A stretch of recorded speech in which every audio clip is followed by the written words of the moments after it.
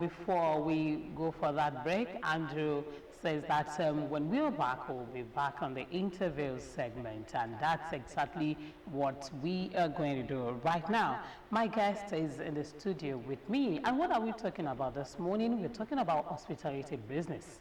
Yes, if you know what hospitality business means, then you are in line. And if you don't know, my guests will let you know this morning.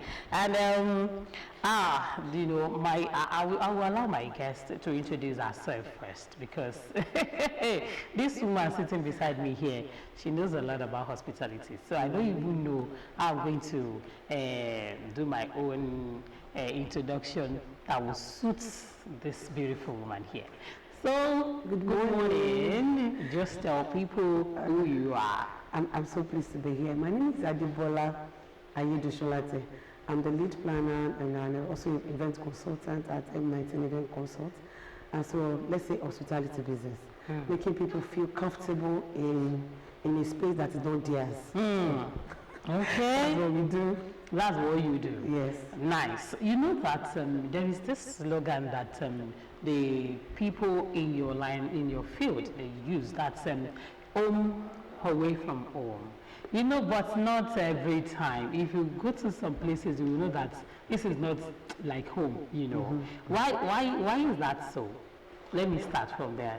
Okay, so my expertise is actually on events. Okay. But event is all encompassing because hotel, accommodation, short lets, long lets, spaces to make space look beautiful. You are leaving your home to another space, and you want you to feel at home. I want to feel wow, to have an experience. When you leave the space, you still remember the space. So it's not all the time. It is based on the budget. It is based on the budget, because if the client is ready to go way down, then definitely we'll be able to do that.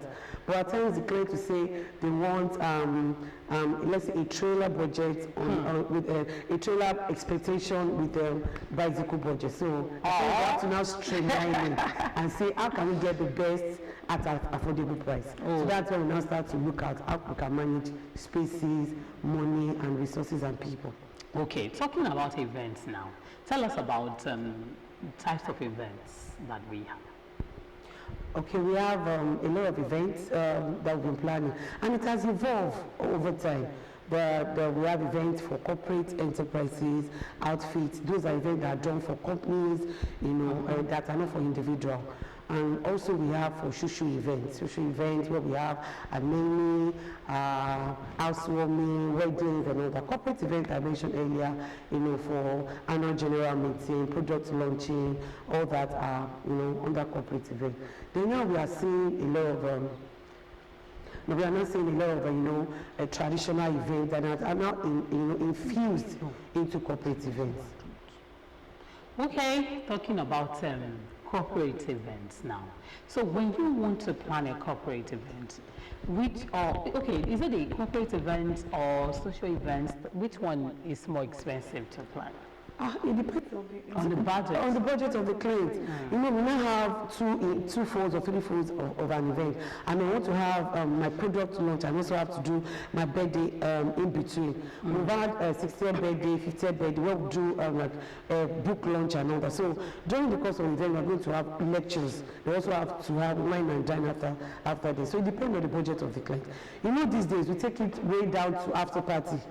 It is before that the bride will have to wear just a dress or two, maybe traditional, and also wear an English dress. Now she can wear like 10 in her wedding. So they do pre-wedding. We now have Mother's Day. Before the day, the mother and father will come together. They do Mother's Day. The bride will do her sister day, the boy bachelor's day, and all that. They will have the wedding, bridal shower. We have after party. We have pre-wedding party. A lot. So parties it has really evolved. Okay, in planning an event, what should be the target of the planner? When I come to you, I have a wedding, so I want you to plan for me. I don't have to give you the formats or the format to follow ahead. So, but you will be the one to come up with, okay, why don't we do it this way, this way? So, what should be the target? The target is to create an experience for the guest. So we have an event and you call me to handle it. I'm already taking the thinking of how the event will look like from you, and I'm already looking at when the guests coming from entrance, what would they see? Entering the event, or what would they see? On sitting down, are they starved? Are they, are they looking for water everywhere? We want to make them feel comfortable. Then good music. People want to I usually say that in Africa, especially in Nigeria, it is a place where I will have my wedding, I'll feed you, give you water, give you souvenir, and I'll still dance to entertain you. So it is like, so the bride, they want to see the celebrant of the day, they want to be wild, they want to bring out their phone, take pictures, and also leave the event space 2 or 3 days after, still thinking about it. So it's about bringing an experience forward to the guests with the budget of the client. Okay, what are the things you consider when planning an event? Like maybe the age range, before you can, sometimes the events you want to plan will determine how you put your things in place now. Like let's say you're planning an event for a teenager, it will be different from planning for an elderly person. So what do you consider? What are the things you put in place? I would love to answer, let's say 2 or 3 years back. But now, almost all events, if I'm doing a birthday party for a 10-year-old, definitely there will be adult area.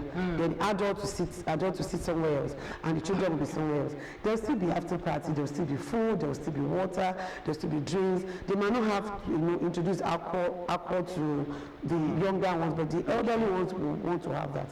At the end of the day, you have to create an experience. Meet every one of them, even the children. In fact, you have to think more. I don't plan children party because it is more intense than adult party. So it is at the end of the day, the children are coming in. They want to say, kangaroo. It is a Spider-Man party. It is all this Nickelodeon party. They are seeing their icons. I know that they want to be wild. As much as the children want, the little ones want to be wild. The adult wants to come in and see good music. The DJs giving them music. There's cocktail, mocktail, food, dance here and there. So it is about the experience. However that we can create it. If there is money, why not? We can bring everything down for you. You can bring everything down. so far the money is there. Okay. Let's talk about how you promote your business. As an event planner, you cannot just sit in your home and people will begin to come. Really, your family members, people living around may know that you are into such business. So how do you promote your business? Okay, well, in my own way, I use, word of the mouth, integrity, making sure that every event that comes my way, we give them the best. So sometimes last year I lost my Instagram page, so which has been like something I rely on. So I go to my Instagram page, looks like my profile, go to my page, you see a lot of what that we've done, because we've done a lot. And when I lost the Instagram page, and there was no how to advertise, and job actually came in more. Wow. When I lost that page than when I had it. So that was where I got to know that, having to execute an event for you in a way that you like it and you have a good experience. She's a good event planner. That goes a long way than just advertising on social media. Having said that, you also need to advertise, because we can't be blinking in the dark. We need the world to see us. So you see that event planner this day, you have to bring this showmanship into what you do. You show them how your ushers are being dressed, you show how you are coming into the event, and behind the scene, we have people drop it there, carry it up, and the way you are talking to your customers, at times we do feedback right at the event. We want the client to give us that feedback. How do you feel about this event? No, in my event consult, I hired them, they did this, they did that. So we use that. And also the guests, we talk to the guests. How do you feel about being a guest at this event? No. Upon coming in, the decoration, the food, the music, everything, I enjoyed myself. We want to hear that. And also the vendors, people that we called in to come and render the service. Did they have a good experience?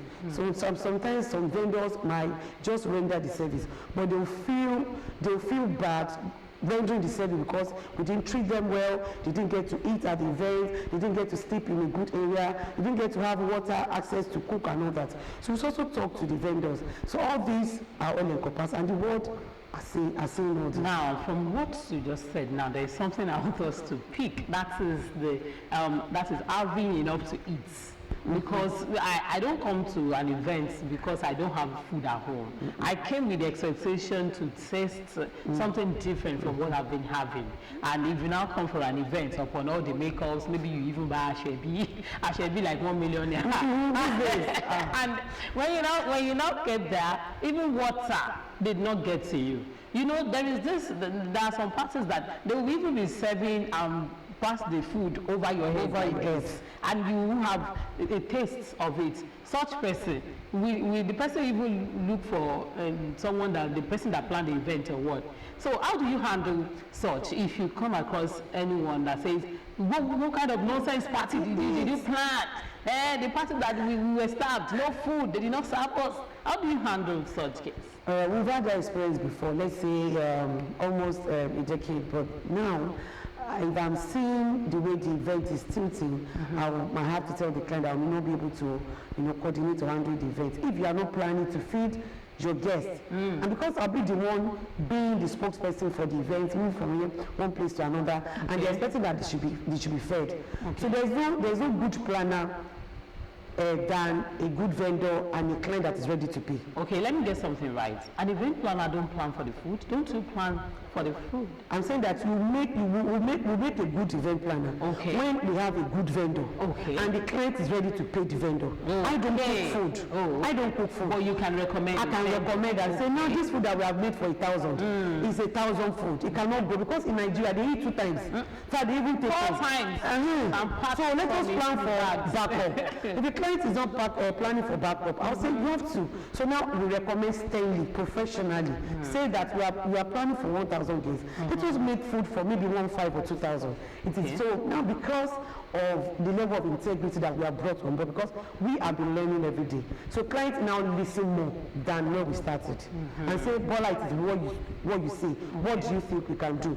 Since I have advised, even with 3 days to the event, I have reviewed everything. We are short of food. What can we do? And the client take it up. So the client should be ready to pay the vendor to bring in the food, so that me will give people as much as food that is available for the event. Okay, now let's talk about that you mentioned. In case of emergency, maybe you budgeted for 1,000 and the people that came were much more than. So how do you cope? There's always a backup.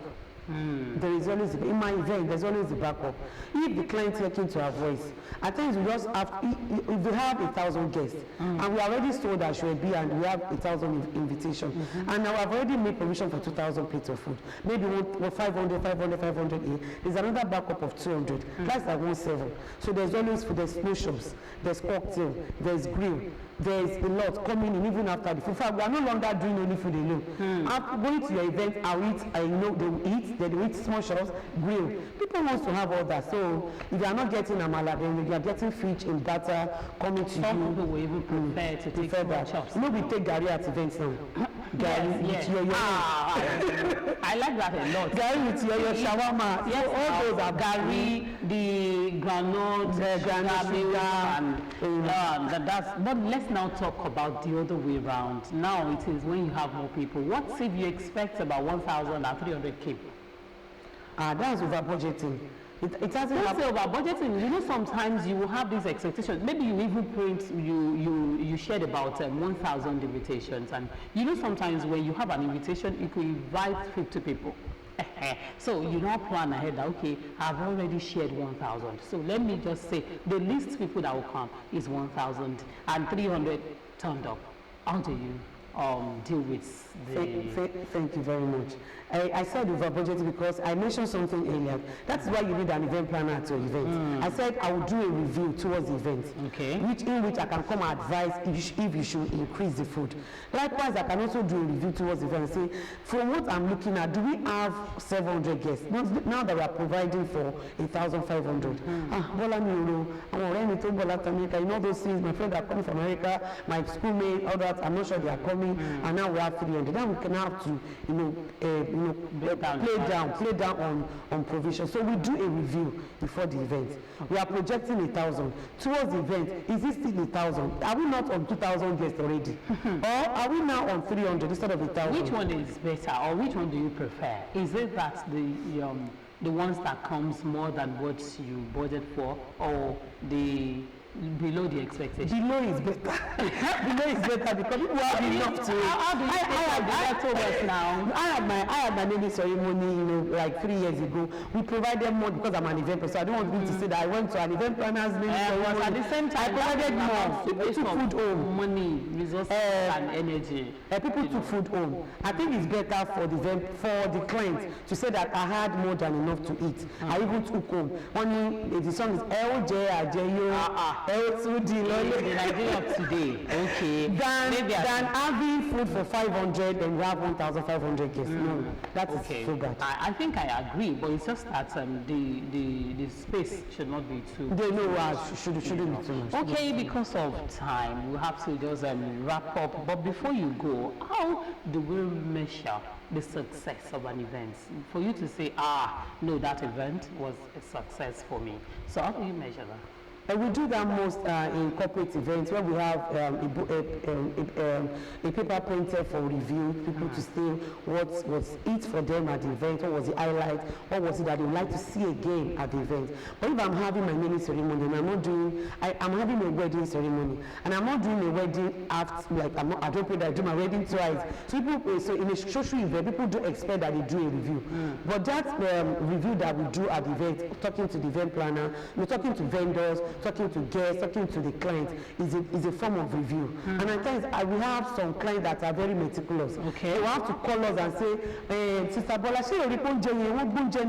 and my food, so we do a lot of review after the event according to what the client wants. So it's most applicable for corporate events. Okay. Our time flies. I wish we have more time, but we just have to go. I want to say thank you to Mrs. Adebola Yedu Shola. Thank you. Did I get that right? Yeah, perfectly. Okay. And thank you for coming, and thanks for the enlightenment. I think I've learned one or two things today. All right, next on the show is that song, My Heart Will Go On by Celine Dion. Then after, Andrew will be here to take on the second interview. Don't go away.